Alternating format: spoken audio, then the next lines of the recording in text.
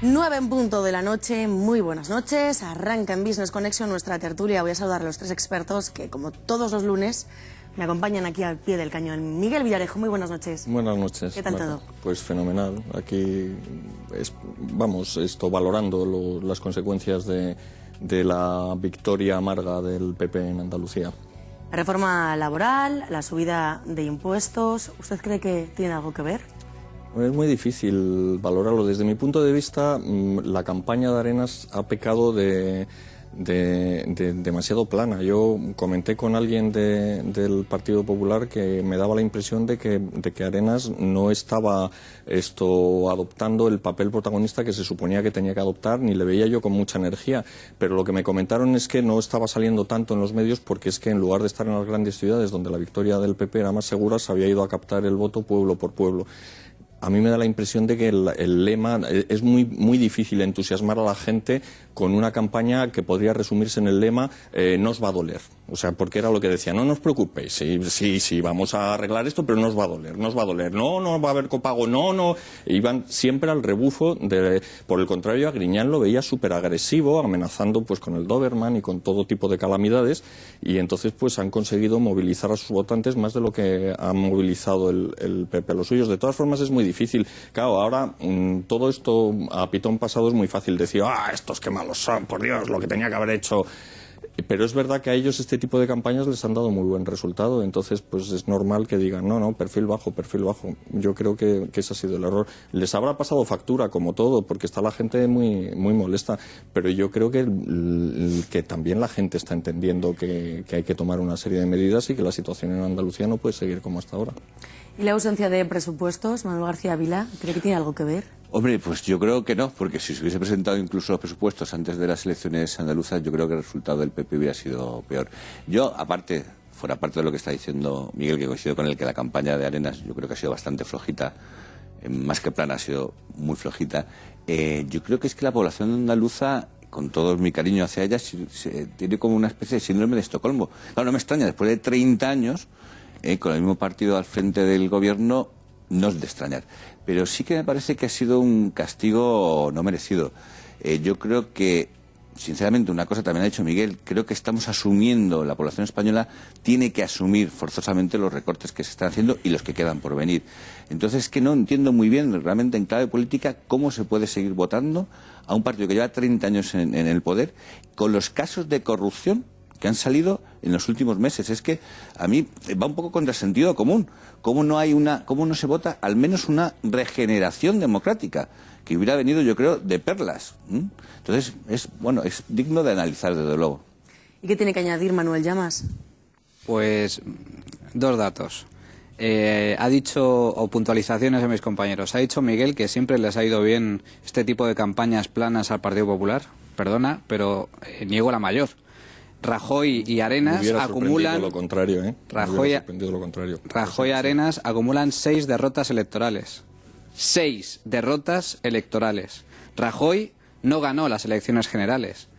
Se desplomó el Partido Socialista. Digamos que perdió de forma abrumadora Zapatero. Lo que hicieron los españoles el 20 de noviembre fue un voto de castigo masivo hacia la gestión del Partido Socialista y más concretamente hacia Zapatero por mentir descaradamente, porque lo ha hecho francamente mal y nos ha dejado al borde de la ruina económica. Rajoy no ganó el 20 de noviembre y pese a que no ganó, insisto, fue una derrota debacle absoluta del Partido Socialista.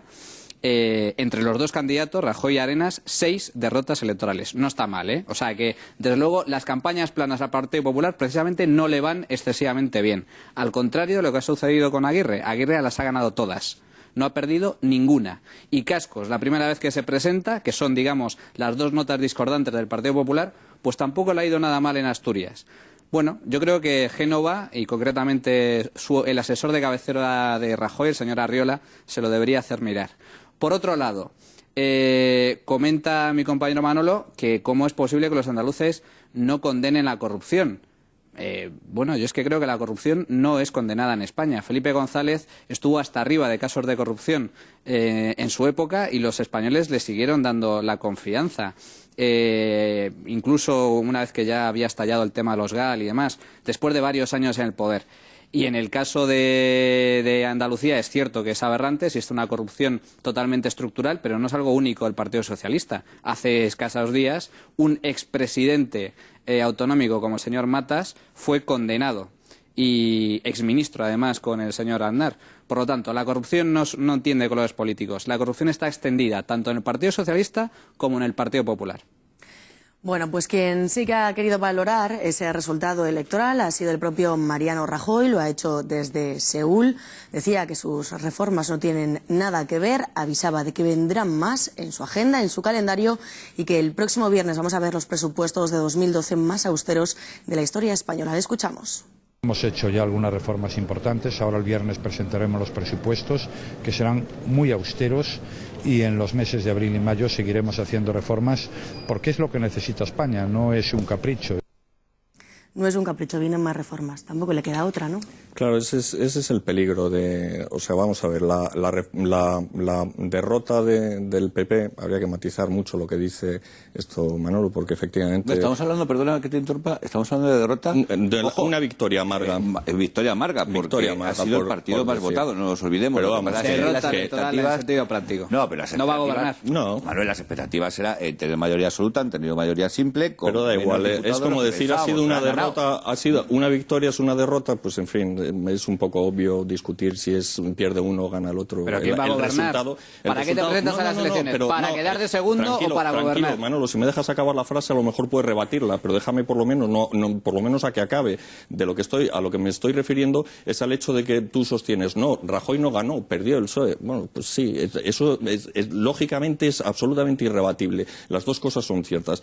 ¿Cuál es el componente? El perfil bajo. ¿Cuándo le ha ido bien al PP? Pues Aznar ganó las elecciones del 2000 con un perfil bajísimo. Has citado a Esperanza Aguirre. Esperanza Aguirre, después del tamallazo, las elecciones hizo una campaña de perfil bajísimo, inspirada por Arriola, y ganaron. Unas veces se ganan, otras veces se pierden. Bueno, pues ellos no les ha ido nada mal, ¿eh? Las veces que ha ganado a Rajoy, desde luego, no puedes decir que haya hecho una campaña mala, y sin embargo el resultado práctico es que está gobernando en la Moncloa. No obstante, el problema no es ahora decidir si se hubiera ganado de una manera o de otra. O sea, ahora ya vamos a mirar hacia el futuro. Y entonces lo peligroso es convertir esta derrota en o alarmarse o reaccionar de forma histérica y pensar, bueno, después de esto lo que tenemos que hacer es, para evitar la desafección de los ciudadanos españoles, pues es no hacerles nada que les pueda incomodar o molestar. Yo creo que eso sí que sería catastrófico. Lo que hemos visto por cómo se ha comportado hoy, la bolsa ha caído, pero la prima de riesgo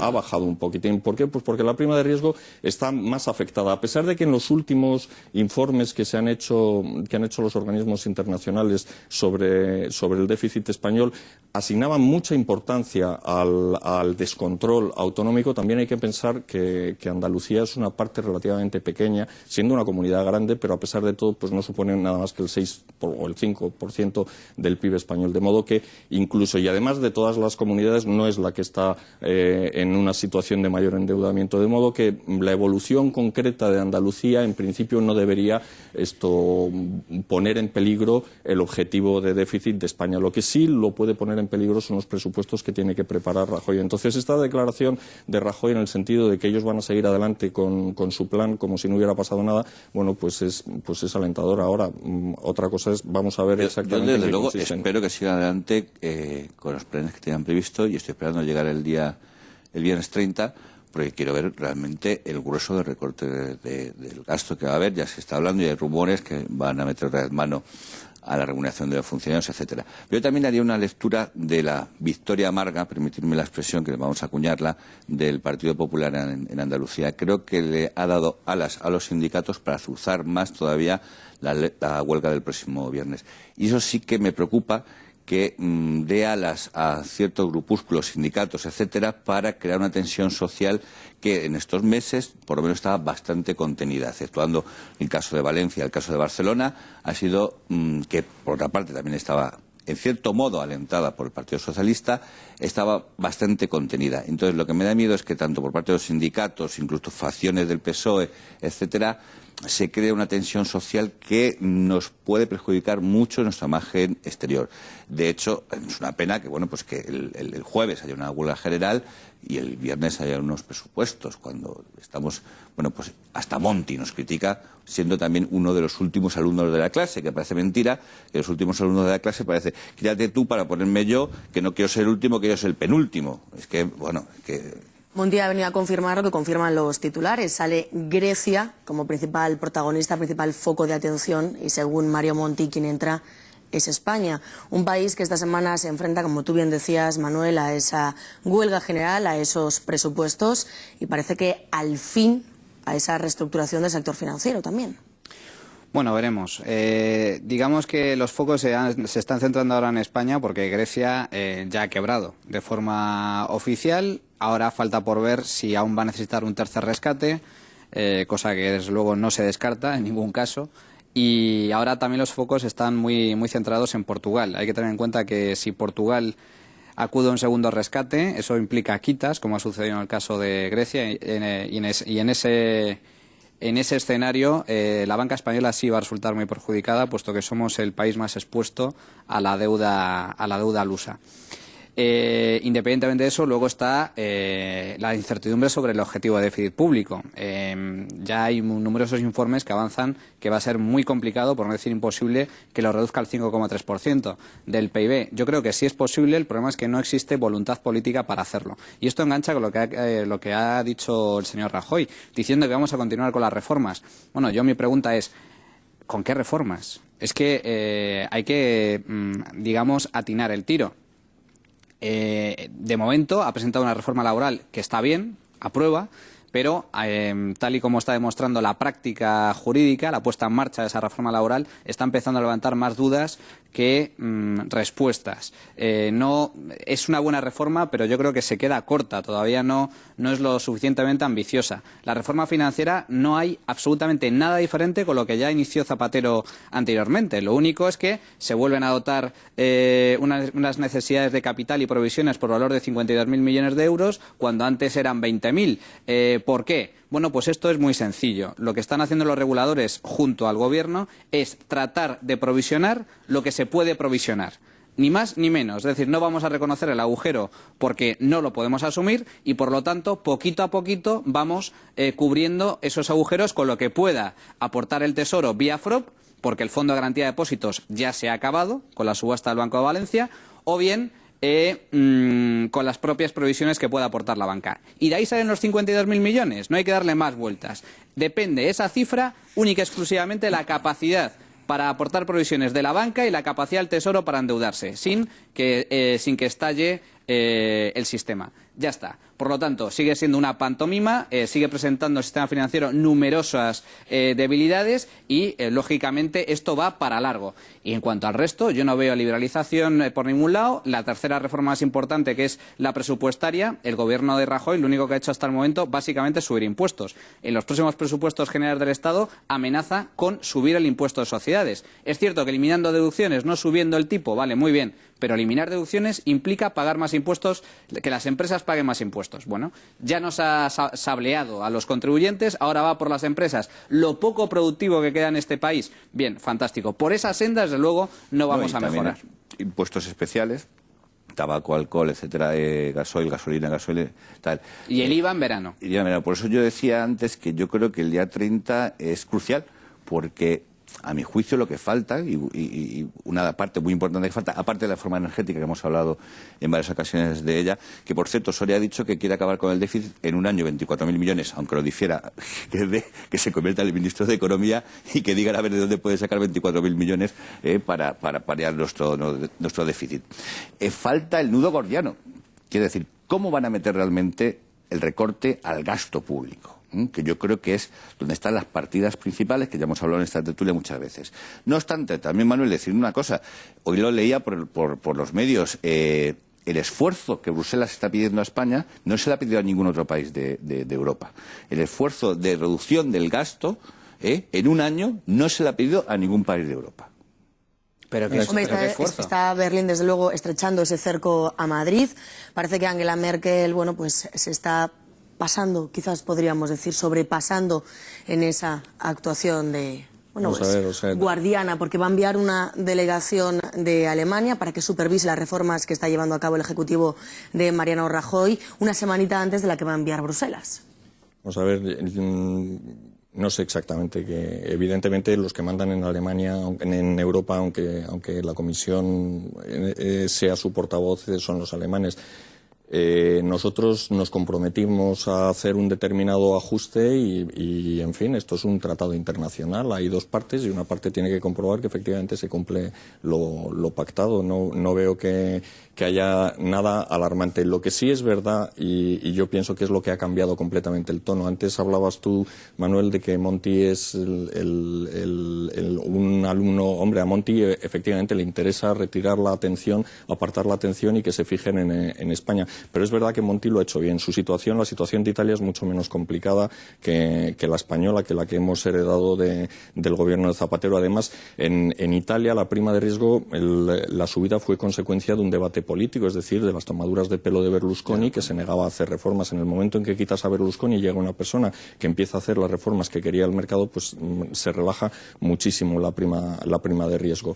Aquí, Miguel, perdona, no obstante, hasta hace unas semanas está por encima de... Sí, no, pero justamente eso es exactamente lo que llaman el sorpaso, es decir, en qué momento se produce España vuelve a adelantar y se vuelve a poner por encima de la prima italiana. Bueno, pues con todo este numerito de los datos del déficit. O sea, realmente, aparte de que Monti lo haya hecho más o menos bien, ha hecho los recortes, ha metido reformas cuyo resultado habrá que ver en el medio largo plazo, y luego, sobre todo, Monti ha aguantado a pie firme una revuelta en la calle y unas manifestaciones y no ha cedido ni un solo milímetro. Eso le ha gustado a los mercados y eso es en parte lo que explica que la prima de riesgo se esté relajando.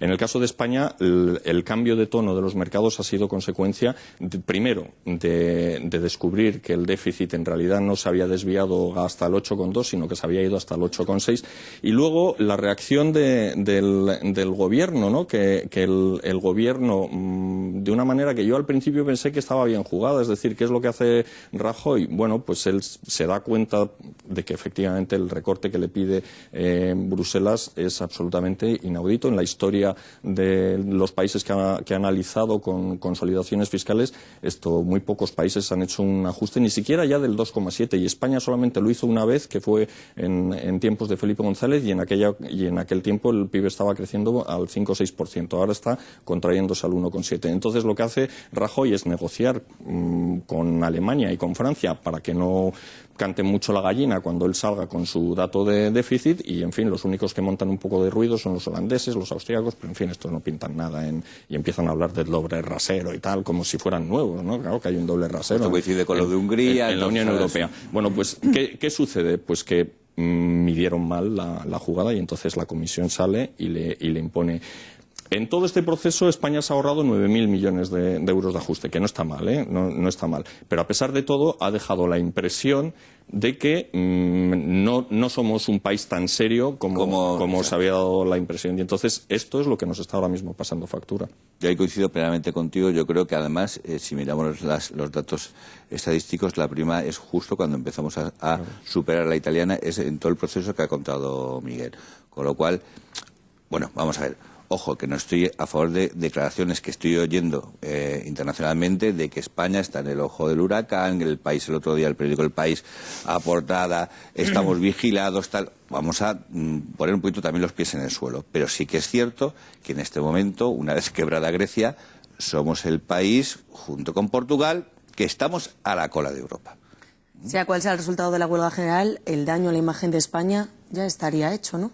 Pero es que el daño de la imagen de España se le ha otorgado al señor Rajoy. Es que el señor Rajoy se ha cansado de repetir durante la campaña electoral y una vez ya investido como presidente del gobierno que el objetivo fundamental era cumplir el objetivo de déficit. Lo que marcara Bruselas lo iba a cumplir España. Muy bien, a las primeras de cambio resulta que negocia por detrás una elevación de ese objetivo de déficit, el 4,4% es ya historia pasada, se sube al 5,8% mediante una decisión soberana, según el señor Rajoy, como si fuéramos soberanos, como si no estuviéramos mantenidos y asistidos de forma artificial por el Banco Central Europeo. Quiero recordar que el Banco Central Europeo ha prestado más de 200.000 millones de euros a la banca española mediante las dos subastas extraordinarias de liquidez. Pero la primera subasta estaba hecha a medida de los bancos italianos. Sí, Manuel. sí. Bancos españoles e italianos han sido los más beneficiados por la inyección. Y en la última, y en febrero, la deuda acumulada con el Banco Central Europeo ha alcanzado máximos históricos. Es decir, estamos totalmente siendo asistidos por el Banco Central Europeo y no nos podemos permitir este tipo de ambajes. Y ahora coger y decir, no voy a cumplir el objetivo de déficit. Por muy difícil que sea, que yo no lo niego, pero es posible. Y la cuestión es que Rajoy ahora no va a cumplir. Lo peor de todo no es eso. Lo peor de todo es que yo creo que no cabe ninguna duda ya de que ni siquiera vamos a cumplir ese 5,3%. Realmente, para cumplir ese 5,3%, el Gobierno, puesto que la economía está en recesión, tendría que realizar un ajuste próximo a los 65-70.000 millones de euros. Si lo hace subiendo más los impuestos, todavía va a lastrar más esa capacidad de ingresar más dinero. Por lo tanto, yo creo que Rajoy se encuentra en una situación francamente complicada y yo creo que, bueno, vamos a ver qué es lo que aprueban los presupuestos generales del Estado, pero todo indica que va a aprobar nuevas subidas de impuestos y no creo que eso sea favorable. Ahora, lo peor, sin lugar a dudas, lo peor que puede suceder es que a raíz de la huelga general y a raíz de la derrota, perdón, yo me niego a decir que esto es una victoria, a raíz de la derrota del señor Arenas en Andalucía, pues tenga miedo y dé marcha atrás a lo poquito que ha avanzado. Pero Manuel, tú lo estás diciendo, yo es que creo que no le queda otra. Lo que pasa es que hasta Zapatero ahora estuvo 2 años sin hacer prácticamente yo creo nada. Que son dos políticos totalmente distintos. Bueno, bien, son dos compromisos. Digo que precedentes hay. Sí, pero yo creo que son de dos signos distintos, tal, o sea, y con una seriedad que yo, vamos, no quiero poner en duda por ahora la seriedad de Rajoy, aunque tienes razón. ¿Qué seriedad te merece un presidente que ha prometido hasta la saciedad que no iba a subir impuestos y lo ha incumplido a la primera? En campaña, pero bueno, sinceramente, si tú no vale la palabra Rajoy. Si tú miras los dos políticos, ¿quién te da mayor credibilidad, fiabilidad? Evidentemente, Rajoy. Por ahora, Rajoy. A mí no pongas en mí esa palabra. Bueno, no te preocupes. Fiabilidad Zapatero, cero. Para mí la fiabilidad del señor Rajoy la perdió el día 30 de diciembre. Segundo Consejo de Ministros de su gobierno. Pues para mí es mucho más fiable y creíble Rajoy. Con lo cual, yo, no sé si sea optimista, quiero pensar que el viernes nos vamos a encontrar con unas medidas de recorte del gasto lo suficientemente contundentes como para intentar llegar a alcanzar ese techo de déficit de 5,3%. ¿Que va a ser doloroso? Evidentemente, que nos lo vienen diciendo de hace meses, evidentemente, que la ciudadanía tiene que estar concienciada, pues también. Y que lo intentemos es, bueno, pues habrá críticas, evidentemente, tiene que haber críticas, tendrá que ver, bueno, pues si hay una manifestación, si hay la huelga, pues habrá que sobreponerse a todo eso y seguir gobernando como yo creo que hasta ahora lo está haciendo, que yo creo que es bastante serio lo que está haciendo, ¿eh? Vamos a hablar de los presupuestos que vamos a conocer el próximo viernes. ¿Creen que Mariano Rajoy va a ser valiente y va a meter mano a los sindicatos y también a la patronal de empresarios? Bueno, es una de las partidas lógicas en las que hay que actuar. Hay muchísimas partidas en las que lo que se llama enmiendas de campanario, ¿no? Que son las típicas enmiendas que pactan los partidos nacionalistas, que son el barrel pork que se llama en Estados Unidos y que son enmiendas que pactan los partidos nacionalistas a cambio de obtener de dar su apoyo a determinadas iniciativas legales. Evidentemente hay muchísimo donde cortar. El problema es que a la hora de cortar se supone que esos gastos son gastos que están respaldados por algún tipo de acuerdo legal y deshacer esos acuerdos pues no es fácil y sobre todo que cuesta dinero. Yo lo que confío en que haga Rajoy, más que la entidad del recorte, que bueno, tendrá que ser la que le viene impuesta por Bruselas y la que él ha dicho que tiene que hacer. O sea, lo que sería ahora sorprendente es que nos encontráramos con que renuncia al objetivo del 5,4 y dice, no, pues ahora tampoco el 5,4. Si hiciera eso ya sería absolutamente catastrófico. Ahora, ¿cómo se va a alcanzar ese objetivo y cómo lo va a cumplir? La verdad es que no lo tiene muy sencillo. O sea, lo que yo creo, aparte de que conseguir eso en el plazo que tiene es muy complicado. De lo que se trata no es tanto de recortar los gastos, porque puedes hacer y nada, pues se acabó toda la inversión en infraestructura, pues la quitamos y cerramos el Ministerio de Infraestructuras o el Ministerio de Fomento o como se llame ahora, y también cerramos Televisión Española y cerramos el Senado y cerramos, vale, así puedes llegar al 4, incluso como planteaba Manuel y Rayo, puedes llegar al 0% de déficit en un año. No, de lo que se trata es de hacer algo de racionalizar el gasto del Estado. O sea, no estamos ya pensando en vamos a cortar aquí, sino tratamos de hacer qué es lo que queremos hacer. O sea, lo que se llama, que no les va a dar tiempo a hacerlo, porque a pesar de que se dice que se ha estado retrasando por las elecciones andaluzas, realmente los gobiernos que han alcanzado el poder en los que se han anticipado las elecciones y se han encontrado con una prórroga presupuestaria han tardado casi todos, menos uno de Felipe González, más que Rajoy en aprobar los presupuestos. Es decir, que los 100 días o los 100 y pico días que va a tardar Rajoy en sacar sus presupuestos no son un tiempo anormalmente largo. Y de lo que se trataría sería de hacer un presupuesto de base cero, es decir, qué es lo que tiene que hacer el Estado en España y de dónde van a salir los ingresos. Pero claro, estos se van a encontrar con una situación extraordinariamente complicada, que en muchos casos es que no sabemos. Uno de los problemas de la victoria de Griñán en Andalucía es que va a ser muy difícil saber exactamente cuál es el estado de las cuentas en Andalucía, y como Andalucía tenemos 17 comunidades en las que dependemos en fin, entre los números, los gastos y los ingresos de las comunidades autónomas y lo que acaba apareciendo en los presupuestos, pues tenemos una clase de políticos que están jugando un poco al juego de los trileros. 11 de esas comunidades autónomas están gobernadas por el Partido No, bueno, pero es lo que decía. Espero que haya una sinergia. No, habrá sinergias, pero evidentemente no puedes decir que el PP o el PSOE sean modélicos en la gestión de sus... Claro, o sea, ahí tenemos comunidades autónomas que son un auténtico dislate en cómo están los números y que están gobernadas por el PP, y del mismo modo, y Andalucía concretamente no es una de las que tiene las peores cifras de gestión. Es una de las que más funcionarios tiene, pero realmente... Se llama Castilla-La Mancha. Claro, bueno, Castilla-La Mancha... No, yo creo que ha dado con un 7%. Miguel ha dicho dos adjetivos que me parecen absolutamente esenciales. Vamos a ver, lo que el viernes creo que debemos saber es dónde se va a racionalizar, pero también dónde se va a recortar, porque si no, no llegas claro, a tienes esa reducción del déficit, Miguel, si no tocas partidas fundamentales... Hay que tocar muchas partidas. Claro, y vas a meter es muy difícil. El bisturí en el trigémino. Hay un dato, se nos llena la boca de hablar de austeridad. Yo llevo escuchando la palabra austeridad desde hace meses. Yo creo que desde mayo del año 2010, cuando Zapatero se dio cuenta, despertó de su sueño y de su utopía, los brotes verdes, dices, y anunció que tenía que, de repente, recortar el sueldo a los funcionarios y congelar las pensiones, porque la cosa se iba al garete. Oye, austeridad desde entonces. Bien, y los datos demuestran lo contrario. Resulta que España ha seguido registrando un déficit enormemente histórico, el año pasado 8,5%. Fijémonos en dónde estaba el déficit en el año 2009, 11,2. Del 11,2 al 8,5 en 2011,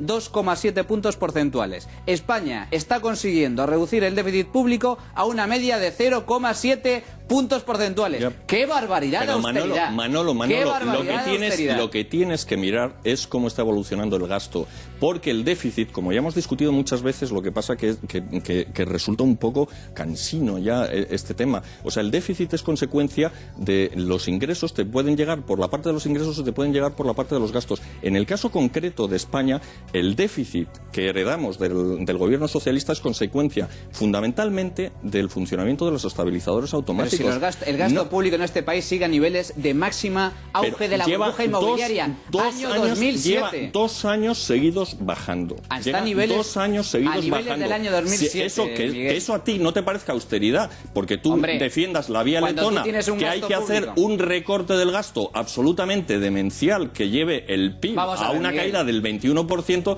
bueno, Miguel, pues es otro tema. Es muy sencillo. Si tú ahora mismo estás ganando 10.000 euros al mes, 10.000 euros al mes, y tienes una deuda que con la deuda que tienes y esos ingresos lo puedes hacer perfectamente. Hay una hipoteca de 5.000. De repente te quedas con 1.000 euros al mes, sigues manteniendo esa hipoteca. El problema de España es que sigue viviendo con un gasto público que se sitúa a niveles del año 2007, insisto, año de máximo auge de la burbuja inmobiliaria, cuando los ingresos han desplomado al año a niveles del año 2004. Pero porque entre el 2007 y el 2009 siguieron subiendo y llevamos 2 años en donde están cayendo y este año van a seguir cayendo. Eso es austeridad, que te parecerá mucha, poca o medio pensionista, pero es austeridad. Si lo mides por el déficit, volverás a chocar con el mismo problema, y es que los ingresos se han desplomado, y esa es fundamentalmente la razón por la que estamos en la situación actual. Nosotros, los griegos y la madre que parió a Peneque, y los letones también. También. Que nos vamos, nos tenemos que despedir. El próximo lunes veremos lo que traen esos presupuestos, de dónde viene la tijera. ¡Hala! Que disfruten de la semana. Señores, vamos a hacer una pequeñita pausa y enseguida estamos de vuelta.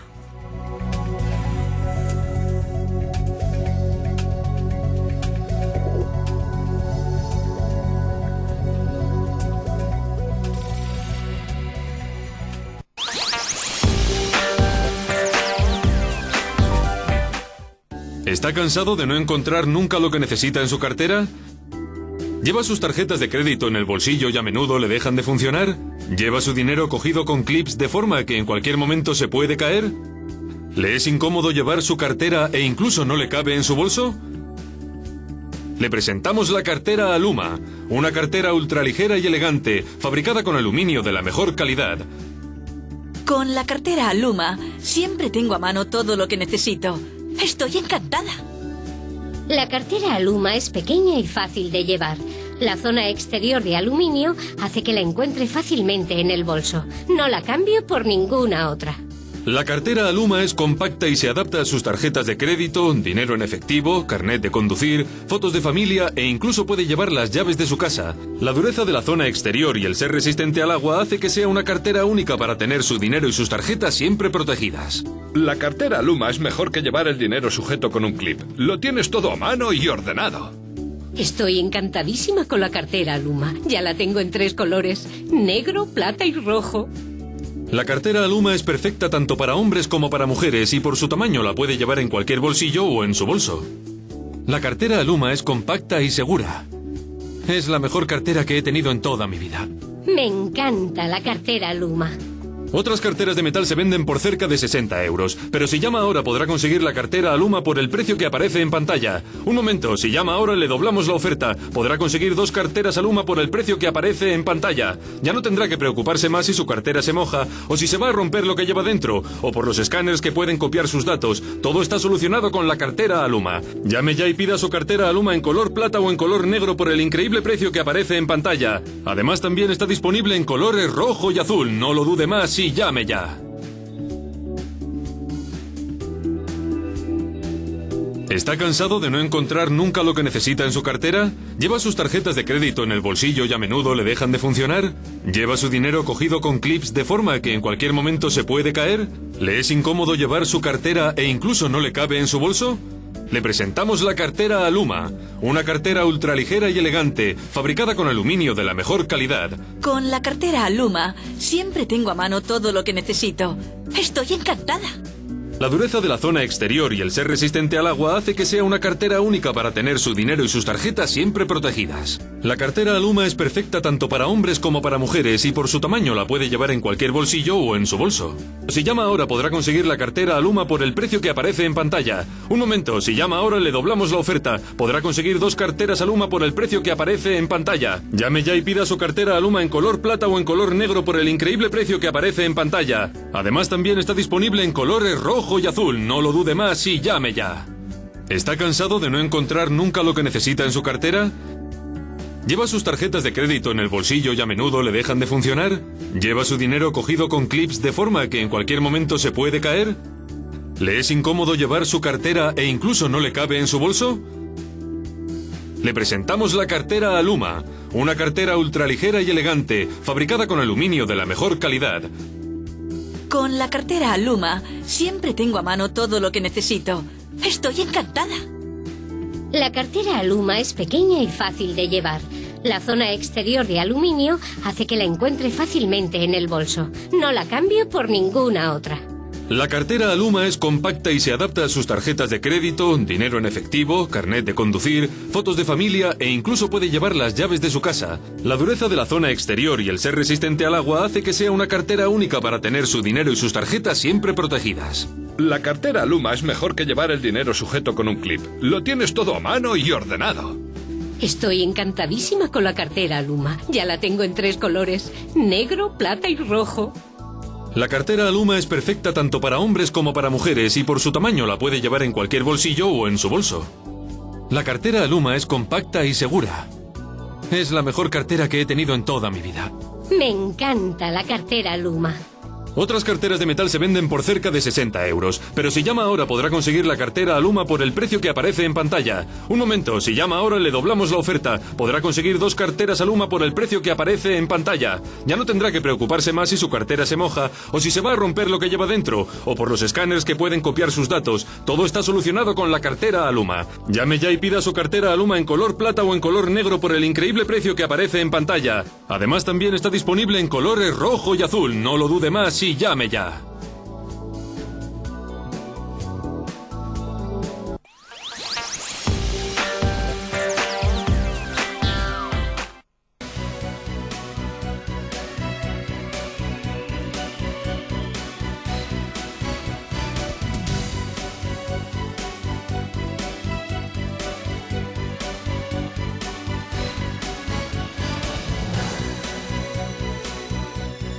Casi 9:36, ahora sí, son las 9:36, dentro de unos minutos vamos a ver cómo cierra Wall Street, pero mientras tanto lo que tenemos que hacer ahora mismo es mirar cómo está el euro dólar, que ahora mismo se cambia por 1,3357, está ahora mismo subiendo un 0,7. ¿Por qué? Bueno, pues nos hemos encontrado con varias noticias, principalmente buenas por parte de Europa, pero sobre todo muy buenas por parte de Estados Unidos. Bueno, esto tiene una forma de verlo muy distinta, realmente no son buenas. Ben Bernanke ha dicho que el trabajo va a tener que recuperarse y que todavía esas medidas excepcionales son eso, excepcionales, pero que se van a continuar. Por lo tanto, con una muy mala noticia, los mercados lo toman como algo bueno. Es decir, podría haber un quantitative easing 3. Nos vamos a las noticias internacionales.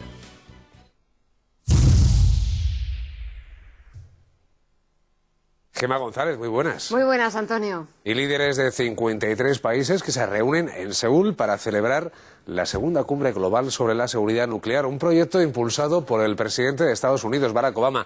La primera cumbre se celebró en Washington en 2010. Y en esta ocasión, este lunes y mañana martes, que continuará la reunión de Seúl, Obama va a proponer una nueva estrategia para el desarme nuclear, aunque el asunto que más le preocupa es la intención de Corea del Norte de lanzar un satélite el próximo mes de abril que, según sospechan sus vecinos y también los países occidentales, encubre en realidad la prueba de un misil de largo alcance capaz de transportar cabezas nucleares.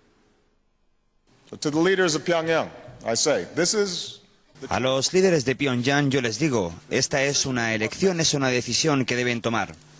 Pedimos que Corea del Norte tenga el coraje para alcanzar la paz y dar una vida mejor a la población norcoreana.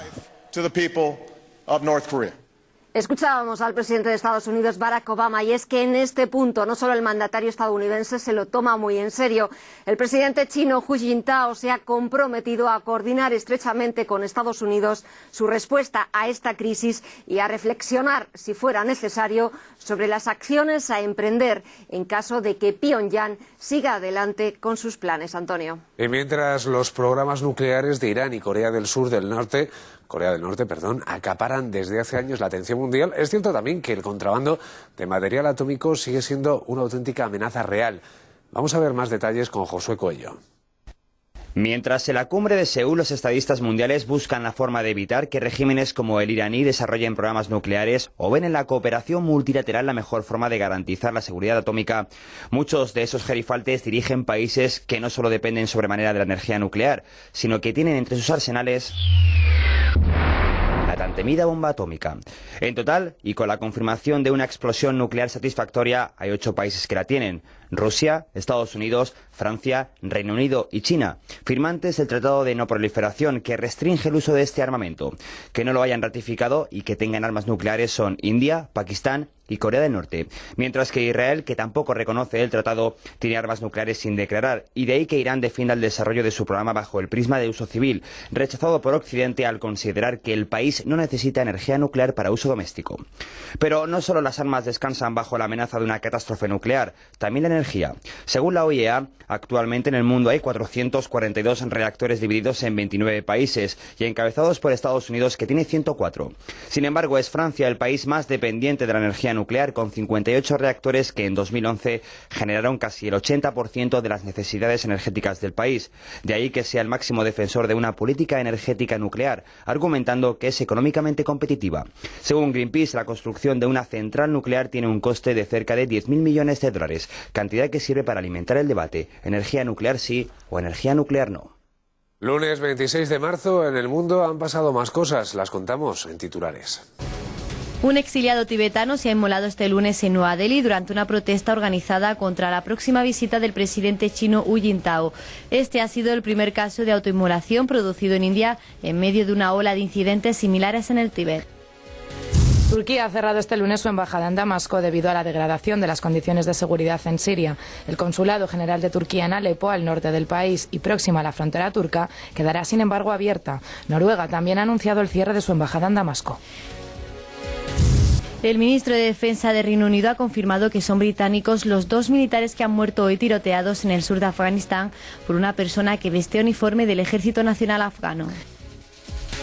El nuevo presidente de Senegal, Macky Sall, quiere serlo de todos los senegaleses. Así lo ha dicho en una primera declaración a los medios pocas horas después de recibir las felicitaciones de su adversario Abdoulaye Wade tras admitir su derrota en la segunda ronda electoral. L'ampleur de cette victoire aux allures de plébiscite. El tamaño de esta victoria por el voto de la gente muestra la enorme expectación de la población. Estoy tomando todas las medidas para que esta noche comience una nueva era para Senegal. Ce soir, une ère nouvelle commence pour le Sénégal. Estados Unidos ha decidido suspender la ayuda al gobierno de Malí tras el golpe de Estado militar. La Unión Europea, por su parte, ha hecho un llamamiento a todas las partes para que mantengan la moderación con el fin de restaurar la autoridad de los representantes elegidos y cooperar para asegurar la pronta celebración de elecciones.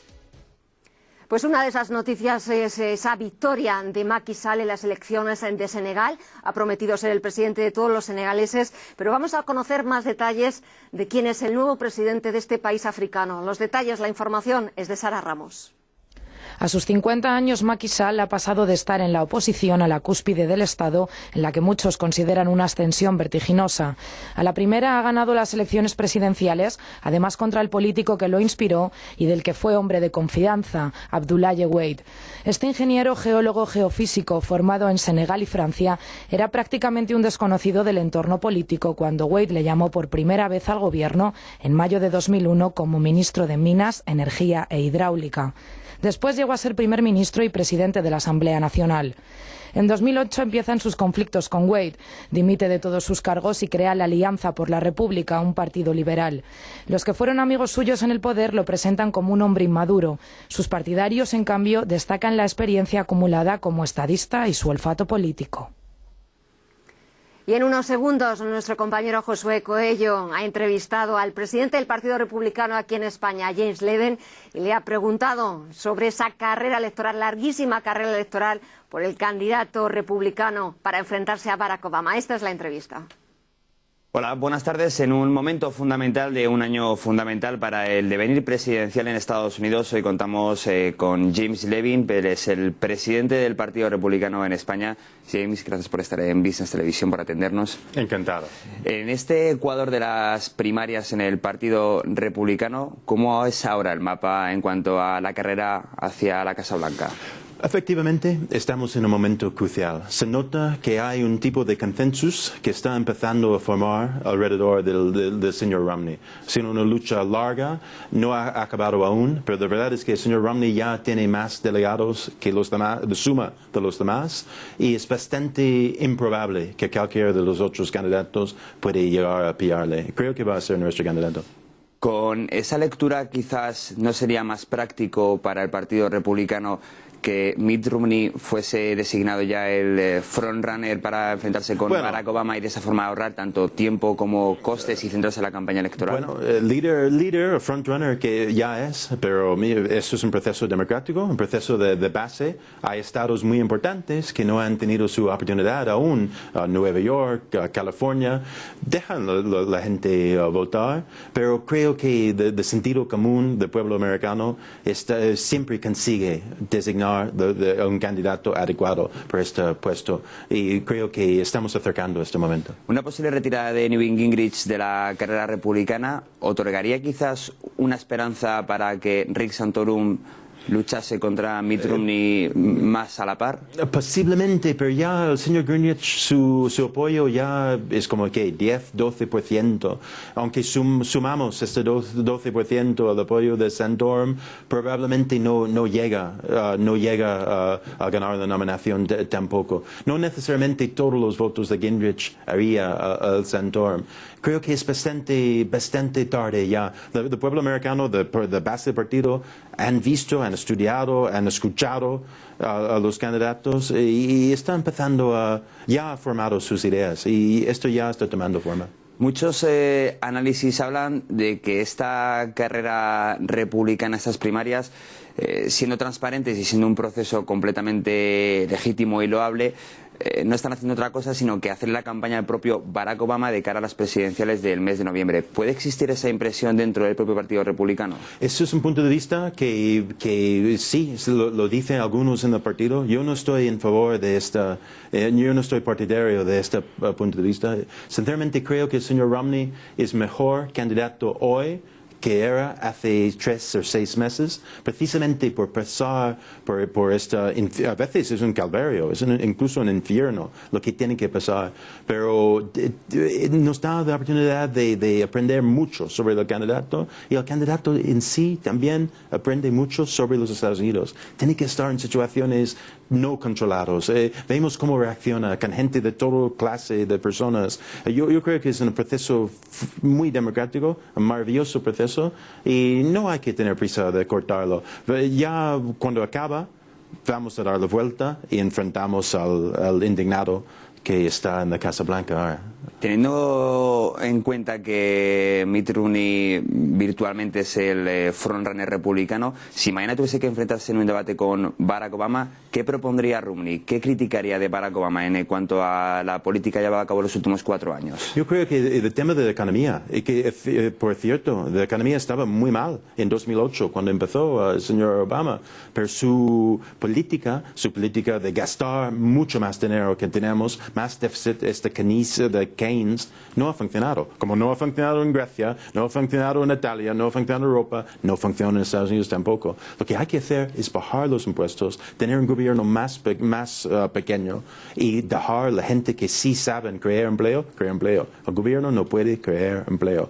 Mientras el señor Obama y la gente a su alrededor, que nunca ha trabajado en el sector privado en su vida, están convencidos que la riqueza viene del gobierno, que es una cosa muy curiosa. Pues estamos viviendo ahora mismo en Europa, los gobiernos quiebran porque no hay ingresos suficientes para apoyar este gran peso sobre la economía. La economía como gran preocupación entre la ciudadanía estadounidense y el eje central de la campaña parece que gira en torno a la energía, con la gasolina en máximos. ¿Qué propuestas republicanas se llevarán hacia la mesa de debate para, de alguna forma, intentar, por un lado, que la dependencia energética estadounidense sea menor, que es una demanda de la población estadounidense, y por otro lado, y ya de paso, que la gasolina baje como gran preocupación en el Sí, eso es una gran baza que tenemos, porque de verdad es que han hecho una política energética desastroso en Estados Unidos en estos años. No han permitido explorar en la tierra que pertenece al gobierno federal, no han dado permisos, han hecho todo lo posible para reducir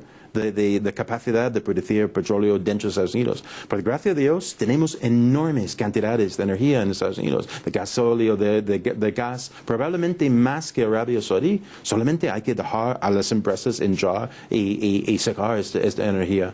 Pero la gente alrededor de Obama están en contra de buscar petróleo, porque el petróleo es malo. Hay CO2 y el calentamiento global, como la gente hoy en España que están en contra de sacarlo en los Canarios. Es ridículo. hacerlo. Pero la solución es sacar a esta gente de Casa Blanca y poner gente que está en favor de crecimiento en Estados Unidos. James Levin, presidente del Partido Republicano en España, gracias por estar en Business Televisión y suerte por un lado con la carrera en las primarias republicanas y suerte con la carrera presidencial ya de cara a noviembre. Gracias. Muchas gracias.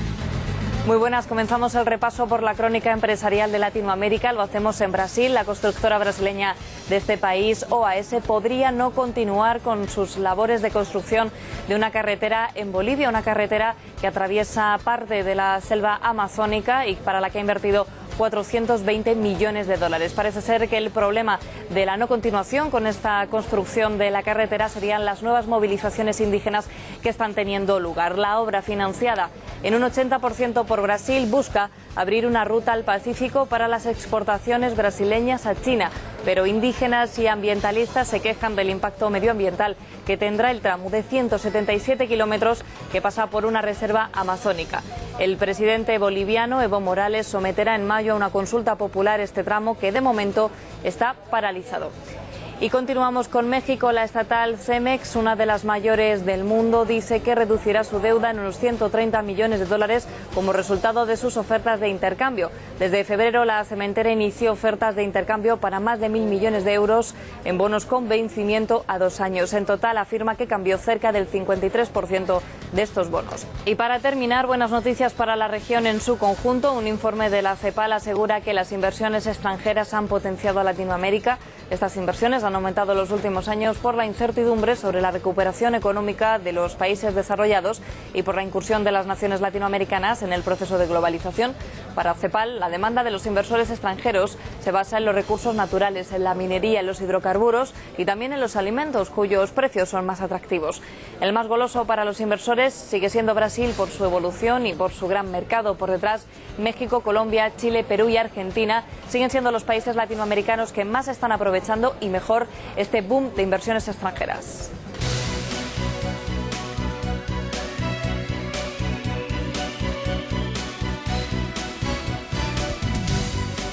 Actualizamos la información mirando hacia la prensa de mañana con Nazaret García Jara. Naza, muy buenas.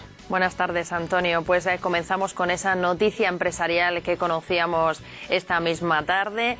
CaixaBank valora a Cívica un 11% por debajo de su cotización. Es uno de los titulares que podremos leer mañana en Expansión, pero no es el único. Además, la Fed abre la puerta a más estímulos para fortalecer el crecimiento y los pilotos de Iberia que preparan más huelgas tras fracasar la mediación. Y en 5 días, la Caixa absorbe Banca Cívica sin ayuda pública ni ampliación de capital. Soria pide una tregua a las eléctricas y la mediación fracasa en Iberia y los pilotos vuelven a la huelga. Vamos ahora con los titulares de la prensa internacional, donde las palabras de Ben Bernanke sobre el crecimiento y el empleo se llevan parte del protagonismo en la portada del Financial Times. Abre con este asunto y además sigue muy pendiente de lo que decide el Supremo de Estados Unidos sobre la reforma sanitaria de Barack Obama. En clave europea es noticia el cambio de opinión de Angela Merkel, que ahora sí que está dispuesta a ampliar el fondo de rescate europeo. Temas que también recoge el rotativo Wall Street Journal en su edición norteamericana. Abre con la Fed y con Obama, pero también se hace eco de otros asuntos. Vuelve a ser noticia el empresario británico fallecido en el mes de noviembre en extrañas circunstancias. Dice, las últimas noticias informaciones que recoge la prensa china lo relacionan con una empresa de servicios de inteligencia. Pues bien, este diario, el Wall Street Journal, dice que Reino Unido ha solicitado la reapertura de este caso. También es noticia Facebook, que ha pedido a un juez federal que desestime una demanda interpuesta por un vendedor de granos de madera que pide la mitad de la participación del fundador de la red de redes. Califica el caso de fraude.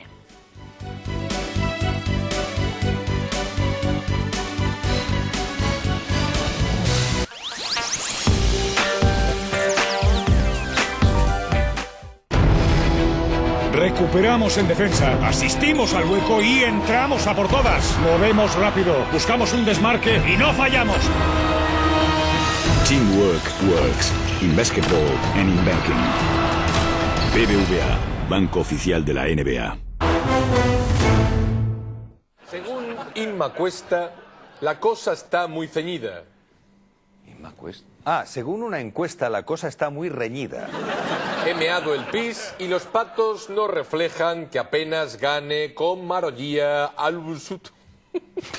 Absolut. Albusota. De lunes a viernes a las 23:40 horas en Business Televisión, Los Clones. El Grupo Arturo es una empresa sólida de tercera generación con más de 100 años de historia, especializada en hostelería, ocio y servicios. Cuenta con restaurantes, hoteles, colectivos, servicio de catering, clubes deportivos y áreas de servicios. Las claves del éxito del Grupo Arturo son calidad, flexibilidad, cercanía con el cliente y formación de sus empleados. En la actualidad posee más de 180 establecimientos, 3.500 empleados y ofrece más de 50.000 comidas diarias. Grupo Arturo, estos 100 años solo son el principio.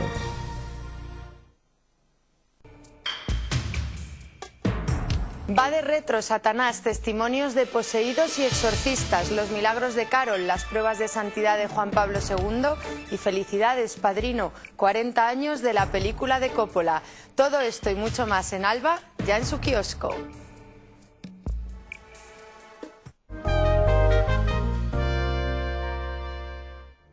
La tienda de Intereconomía presenta en exclusiva la colección de relojes Bácaro. Una fascinante colección de 7 relojes de mujer diferentes, cada uno con un significado distinto y evocador. Los 7 relojes Bácaro son maquinarias de precisión delicadamente embellecidas con la luz inconfundible de los auténticos Swarovski Elements.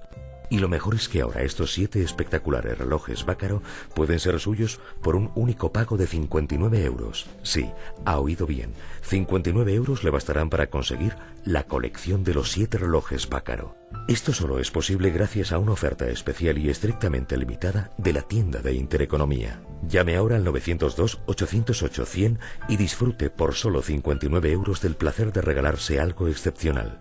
7 relojes que llenarán cada uno de sus instantes de atractivo y belleza, de 7 formas distintas. La colección Bácaro, solo en la tienda de Intereconomía.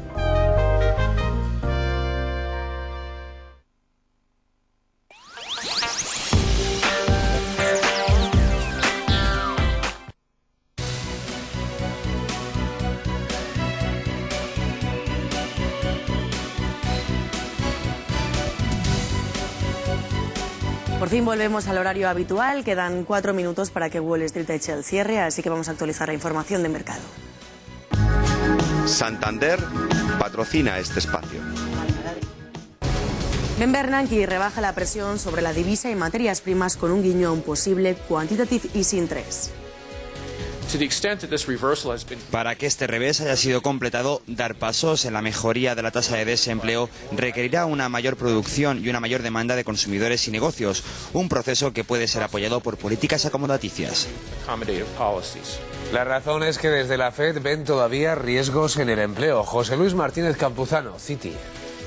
Es un comentario que afirma que la realidad es que el mercado de trabajo sigue siendo muy débil y que no hay que creerse del todo esta mejora que estamos viendo y la reacción positiva de los mercados, ¿no? Realmente dependemos del dinero público y es un poco lo que están leyendo los inversores. Están leyendo que probablemente a corto plazo no se van a retirar las medidas estándar y eso que hay un debate dentro de la FED sobre este tema.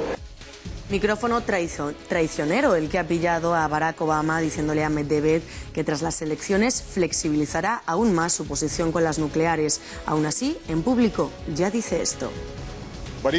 Incluso cuando nosotros tenemos mucho trabajo que hacer, podemos decir con confianza que tenemos más armas nucleares de las que necesitamos. Y Europa que da luz verde a una ampliación del fondo de rescate. Escuchamos a Angela Merkel. Podemos imaginar que estos 200 millones de euros podrían ser paralelos a los 500 millones de euros del Fondo de Estabilidad Financiera hasta que hayan sido pagados por los países. Eso tomará varios años y entonces este fondo estará solo con 500.000 millones. BMW manda a revisión casi 1,3 millones de unidades entre sus gamas más altas por un problema de batería que puede incendiar el coche.